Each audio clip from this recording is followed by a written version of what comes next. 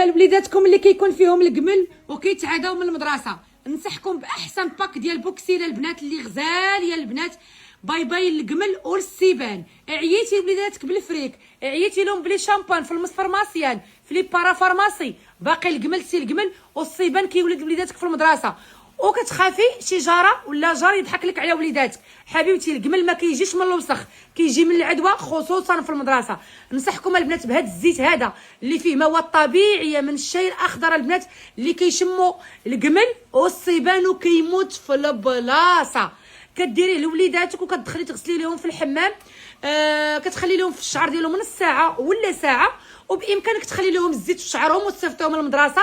كتشقي لي بهم شعرهم البنات غزال غزال غزال غزال غزال البنات. وريهم اسامي لومبالاج ديالو كي داير البنات. هذا صراحه زوين بزاف.